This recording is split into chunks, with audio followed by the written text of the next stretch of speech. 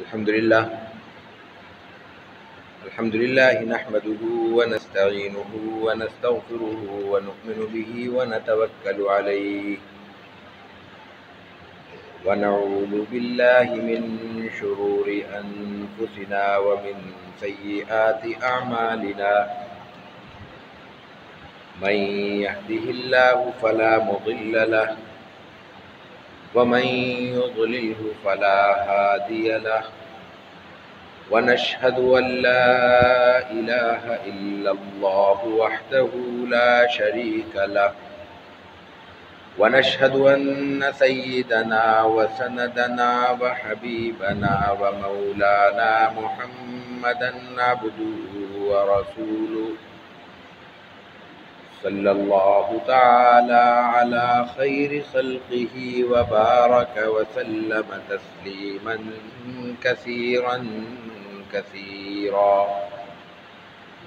أما بعد فأعوذ بالله من الشيطان الرجيم بسم الله الرحمن الرحيم وما خلقت الجن والإنس إلا ليعبدون وعن أبي هريرة رضي الله تعالى عنه قال قال رسول الله صلى الله عليه وسلم صلاة الرجل في جماعة تزيد على صلاته في سوقه وبيته 27 درجة وذلك أن أحدهم إذا توضأ فأحسن الوضوء ثم أتى المسجد لا يريد إلا الصلاة لا ينهزه إلا الصلاة لم يخط خطوة إلا رفع له بها درجة وحط عنه بها خطيئة حتى يدخل المسجد فإذا دخل المسجد كان في الصلاة ما كانت الصلاة هي تحبسه والملائكة يصلون على أحدكم ما دام في مجلسه الذي صلى فيه يقولون اللهم ارحمه اللهم اغفر له اللهم تب عليه ما لم يؤذ فيه ما لم يحدث فيه صدق الله العظيم وصدق رسوله النبي الكريم ونحن على ذلك لمن الشاهدين والشاكرين والحمد لله رب العالمين۔ حضرات محترم، گزشتہ نشست میں بھی ہم نے یہ حدیث تلاوت کرنے کی سعادت حاصل کی تھی، اور چونکہ حدیث طویل تھی اس کے حوالے سے چند گزارشات ہم پیش کر سکے تھے۔ آج اس حدیث کا ترجمہ اور مفہوم مختصر وقت میں پیش کرنے کی کوشش کریں گے۔ حضرت ابو ہریرہ رضی اللہ تعالیٰ عنہ سے روایت ہے کہ رسول اللہ صلی اللہ علیہ وسلم نے فرمایا کہ اگر کوئی شخص نماز، عام نمازوں کی بات ہو رہی ہے، جمعہ یہاں مراد نہیں ہے، کیونکہ جمعہ صرف جامع مسجد میں ہی ہو سکتا ہے جماعت کے ساتھ، گھر پہ جمعہ ادا نہیں کیا جا سکتا۔ یہاں عام نمازیں جو دن میں 5 وقت ہم پہ فرض ہیں اس کی بات ہو رہی ہے کہ اگر کوئی شخص اپنے گھر میں نماز پڑھتا ہے یا بازار میں پڑھتا ہے، مثلا اپنی دکان پہ پڑھتا ہے، اپنی فیکٹری میں پڑھتا ہے بغیر جماعت کے، تو اس کی جماعت کا ثواب کم ہے۔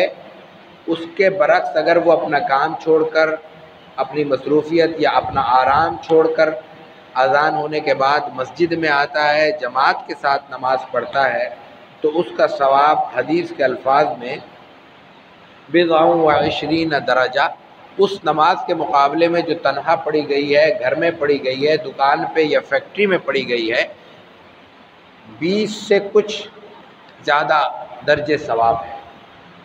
27 بضع کا لفظ عربی میں 3 سے 9 یا 10 تک کے لیے استعمال ہوتا ہے، تو مراد یہ ہے کہ 23 سے 30 تک، 29 تک کچھ فیصد ثواب ہے۔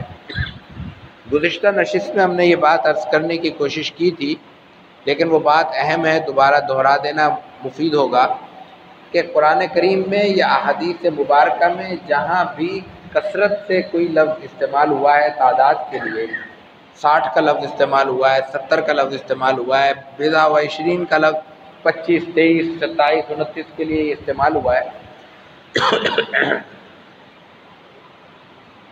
इससे मुराद तादाद नहीं होती। हम लोग दुनियादार लोग हैं, हम लोग हर चीज़ को करेंसी में गिनने के आदी हैं। सेब 250 रुपये के दर्जन मिल रहा हो तो वो अच्छा लगेगा जहाँ हमें 240 का मिल रहा हो। डॉलर तब्दील कराने जाएं तो जहाँ 144 मिल रहा है उसके बनिस्बत हमें कोई 142 में दे देगा तो हम कहेंगे ये अच्छा है, ये 2 रुपए की बचत हो गई। और दुनिया के मामलात हैं, इनमें ये बचत के रास्ते तलाश करना और अपने पैसों की हिफाजत करना ये कोई बुरी बात नहीं है। मैं इसको तहकीर के लिए नहीं कह रहा, मिजाज बताने के लिए कह रहा हूँ। शरीयत का मामला इससे अलग है। सबसे बड़ी बात जानने की ये है, जो गुज़िश्ता नशिस्त में हम दोहरा चुके हैं, कि ये सवाब कब मिलेगा, ये दर्जात कब बुलंद होंगे आखिरत में। आखिरत का मतलब क्या है कि मरने के बाद वाली ज़िंदगी, हमेशा रहने वाली ज़िंदगी। उस ज़िंदगी में, उस दुनिया में, उस कायनात में किस करेंसी का चलन है ये हमें मालूम नहीं। हम वहाँ के अगर एक को जान लें तो हम 27 को समझ सकते हैं, वहाँ के एक को जान लें तो 70 को समझ सकते हैं। जब हमें वहाँ के एक का इल्म नहीं तो 60 और 70 की मिक़दार यहाँ बैठ के कैसे मुतय्यन की जा सकती है। हमें मालूम है कि रुपया कितने का है, डॉलर कितने का है, पाउंड कितने का है, तो दिरहम कितने का है, दीनार कितने का है।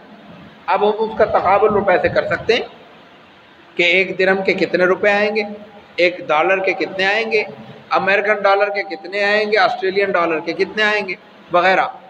लेकिन आखिरत में अल्लाह ताला एक नेकी किसको कह रहा है ये हमें मालूम नहीं है। एक बात इससे पहले किसी दर्स में हम दोहरा चुके हैं, वो भी बात दोहरा देते हैं यहाँ पे। दूसरी बात यह है कि हर नेकी का दर्जा अल्लाह के यहाँ करने वाले के एतबार से मुख्तलिफ होगा।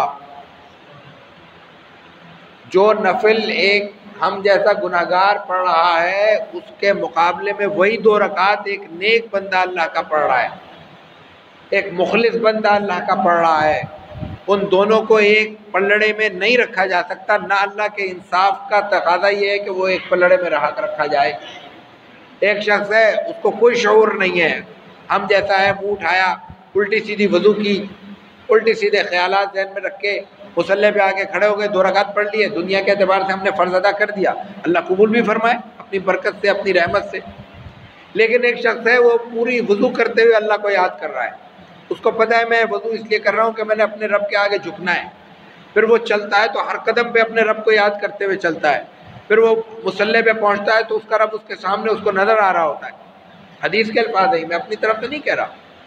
रसूलुल्लाह सल्लल्लाहु अलैहि वसल्लम ने फरमाया कि ईमान की और एहसान की बात करते हुए आपने फरमाया कि उसका दर्जा ये है कि इंसान ऐसे देखे कान्ना का तरा हो, अल्लाह के सामने ऐसे खड़ा हो कि रब उसको सामने नज़र आ रहा हो, यानी ये कैफियत हो, उसको मालूम हो कि मैं यहाँ जो खड़ा हूँ ये मैं यहाँ एहसानाबाद की इस मस्जिद में नहीं खड़ा, मैं अपने रब के सामने झुक रहा हूँ जो हर जगह मौजूद है, जो हर जगह उसको मालूम है कि मेरा बंदा मेरे नाम से कहाँ झुक रहा है। तो जो इस कैफियत में 2 रकात पढ़ेगा उसका दर्जा, उसका सवाब हम जैसों के बराबर हो सकता। एक शख्स नियत बांधता है और पूरे एक हफ्ते का हिसाब कर लेता है जुमे की 2 रकात में मैं कहाँ गया, कहाँ खाया, कहाँ पिया, कहाँ किसको पैसे खर्च किए, किसको दिए, किससे लेने, क्या बैलेंस शीट बन रही है हफ्ते की मेरी, क्या कमाया, क्या खर्च किया, क्या मेरा बैलेंस है। और एक शख्स है कि वो पढ़ता है, जब इमाम कहता है अल्हम्दुलिल्लाह रब्बिल आलमीन तो उसके ज़हन में गूंज जाता है रब, उसको मालूम हो जाता है कि मैं ये किस नेमत का और किन किन नेमतों के शुक्र अदा कर रहा हूँ। जब वो कहता है रहमान रहीम तो उसका रुआ कहता है कि मैं अपने रहमत का मोहताज हूँ। तो उस कैफियत में जब पूरी नमाज अदा करता है तो उसका सवाब अलग होगा। यहाँ इस रिवायत में जो बात बताई जा रही है वो ये है कि ये अल्लाह की रहमत है कि बंदे के एक अमल को अपनी रहमत और बरकत से वो 20 तक और 25 तक और 30 तक आखिरत की करेंसी में बढ़ा सकता है, बढ़ा देगा उसी हिसाब से जिस हिसाब से उसका इखलास होगा, जिसके लिए ये हदीस यहाँ बयान की है, क्योंकि ये इखलास नीयत का बयान जारी है। جس درجے کا آدمی ہوگا، جس درجے کی عبادت کرے گا، اسی درجے کا اس کو ثواب ملے گا۔ آگے فرمایا کہ یہ ثواب کیوں ملے گا؟ یہ جو ایک نیکی کا 25 تک درجہ، 27 تک درجہ بڑھا دیا اللہ نے، 29 تک بڑھا دیا ہے، اس کی وجہ کیا ہے؟ یہ اس لیے کہ اذا توضأ فاحسن الوضوء، ہماری طرح وضو نہیں کی، اچھی وضو کی، اور وہ اچھی وضو کیا ہوگی جس کو اللہ کے رسول صلی اللہ علیہ وسلم اچھی وضو کہہ رہے ہیں۔ اس میں 2 چیزیں شامل ہوں گی۔ ایک تو وضو کرتے ہوئے مکمل طور پر یہ بات ذہن میں تازہ رکھنا کہ میں اللہ کے دربار میں حاضر ہونے جا رہا ہوں، طریقے سے سلیقے سے صاف ستھرا ہو کے جاؤں گا۔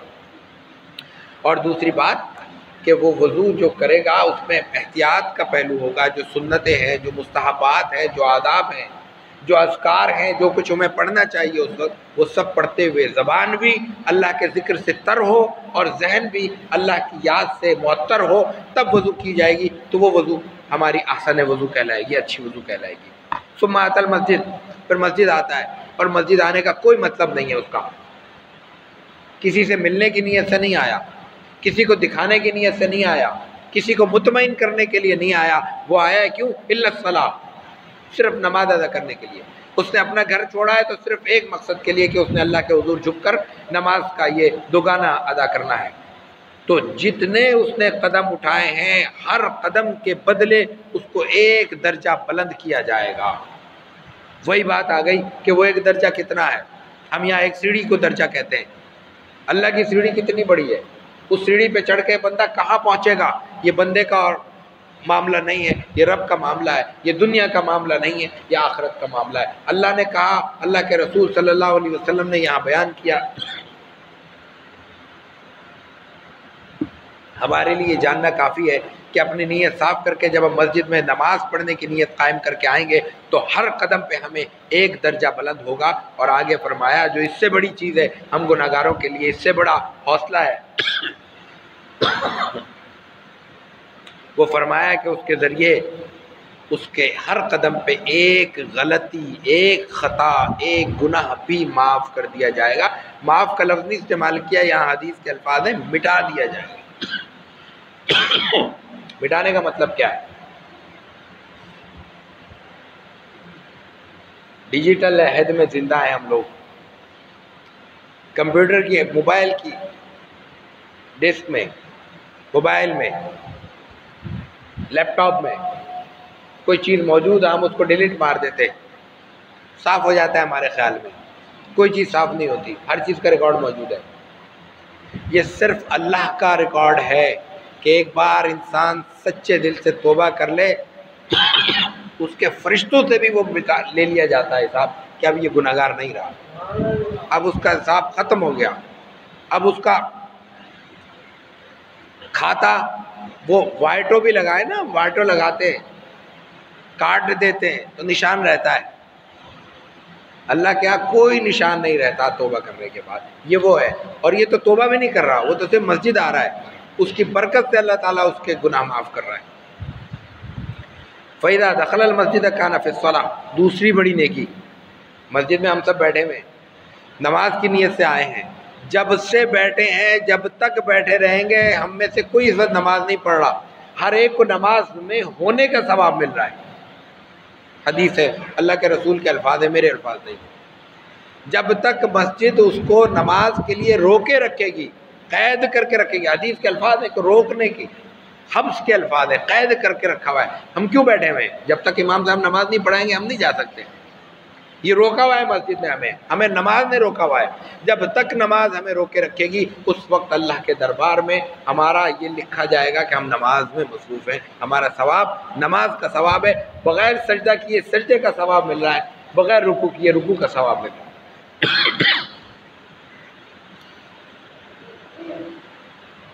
اور اس دوران پھر دوسری بات یہ ہے کہ جتنی دیر بیٹھے رہیں گے اتنی دیر فرشتے ہمارے لیے دعائیں کرتے رہیں گے، اور وہ دعا کیا کر رہے ہیں؟ اللہم ارحمہ، وہ دعائیں جس کی ہر لمحے ہر مسلمان کو ضرورت ہے، اللہ ان پر رحم کر دے۔ یہ فرشتہ دعا کر رہا ہے ہمارے لیے، فرشتہ نہیں کر رہا، فرشتے کر رہے ہیں، ایک نہیں کر رہا، فرشتوں کی جماعت کر رہی ہے، اس وقت بھی کر رہی ہے۔ اللہم اغفر لہ، ان کے گناہ معاف کر دے، اللہم تب علیہ، ان کی توبہ قبول کر لے۔ اور توبہ قبول کرنے کا مطلب کیا ہوتا ہے؟ اللہ توبہ کی توفیق دے دے۔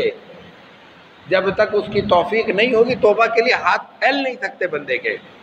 تو اللہ تب علیہ کا مطلب ہے اللہ پہلے بندوں کو توفیق دے دے اور پھر اس توفیق کی برکت سے ان کی توبہ قبول فرما لے۔ لیکن اس کے لیے 2 شرطیں ہیں۔ یہ ساری دعائیں، یہ ساری نیکیاں اس وقت تک لکھی جاتی رہیں گی، اس وقت تک قبول ہوتی رہیں گی جب تک بندہ وہاں اللہ کے گھر میں اللہ کے گھر کا ادب ملوث خاطر رکھتے ہوئے بیٹھے گا، کسی کو کوئی تکلیف نہیں دے رہا ہوگا، کسی کے لیے مشقت کا اور تکلیف کا باعث نہیں بن رہا ہوگا، اور کوئی ایسی بات نہیں کر رہا ہوگا جو مسجد کے، نماز کے، نیکی کے، عبادت کے، ادب کے خلاف ہے۔ اللہ تعالیٰ عمل کی توفیق عطا فرمائے۔ وآخر دعوانا الحمدللہ۔